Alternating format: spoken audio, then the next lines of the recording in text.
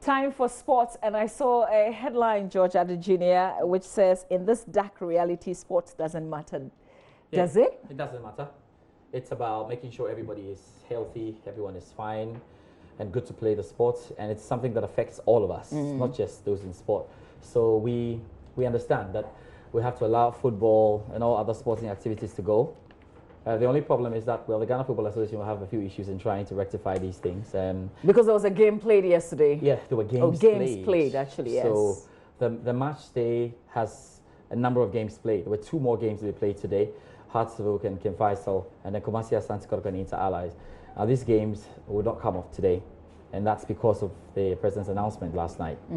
Maybe the Ghana Football Association could have thought ahead of the president and ahead of everything, knowing that it was difficult at this point. Perhaps we could have because other leagues were suspending their matches. Yes, and that would have given them the opportunity to try and rectify things when football is back in a more smooth way.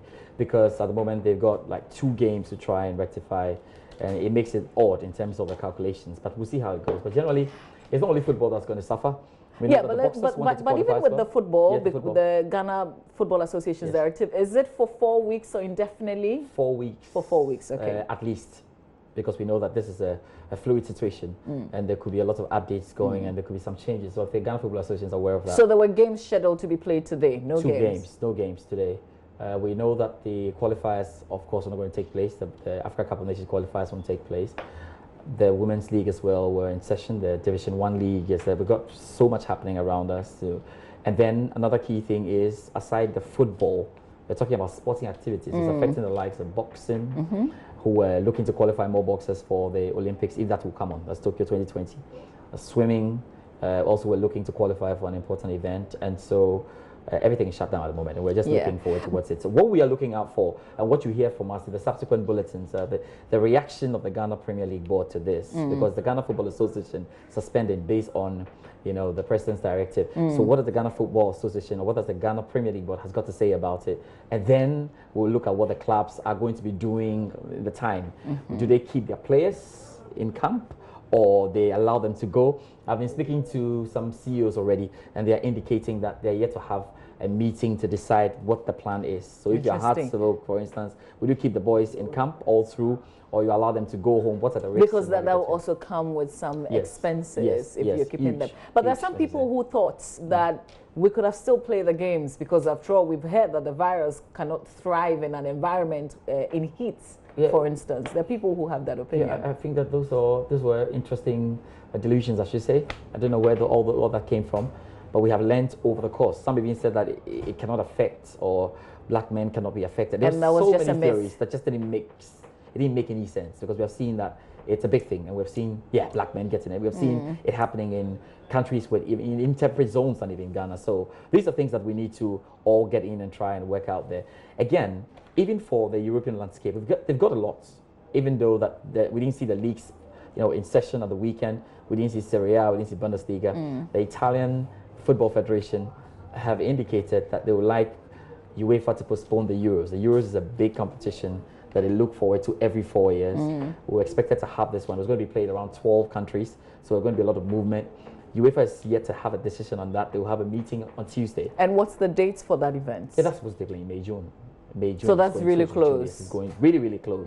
And why are they even interested in postponing the Euros? So that it will give them the opportunities to round up their leagues. Remember that the Italian Serie A, the English Premier League, the Bundesliga, the La Liga have all not ended, and they need to resolve that. So they are looking to see if there's an opportunity that the UEFA is going to postpone the 2020 Euros, then it will give them the chance to roll over and perfectly round up the leagues, and then maybe we'll have to forfeit Euro 2020. Well, I have a feeling that it would end up being so, because Europe has become the new epicenter for this disease. I think there are a number of things that can go around. The UEFA can decide that, all right, we're going to play the Euros over 12 countries. We're now going to station it in one country, so that it will still mean traveling around. So let's see what happens. And again, they're looking at the timelines. What are the possibilities? When is it expected to peak? But from where we sit, it looks like June is not too safe. Yeah. It's not just too safe. So let me ask you, what are football people, sporting people doing, and what are sports journalists such as yourself doing? Yeah, so sports journalists have to look for the stories now. We have to look for the reaction stories that are coming in from what's happening with coronavirus. So you were hearing things like Arteta's wife, Arsenal's coach, Mikel Arteta's wife, was on social media. She did a video to say her husband was well. And all the media outlets picked that right. We're going to the very petty stories. So we are looking for the reaction and everything because we don't have stories per se right on the page. But as and when things change, as and when CAF decide to do something, dates come up, we'll be here to bring you. But it's going to be a difficult time for sports journalists who can think out of the box. Exactly. Luckily, you have a lot who can think out of the box. Definitely. So that's George Adejunior. He'll be bringing us a lot of backstories, even though there won't be any actions to report on.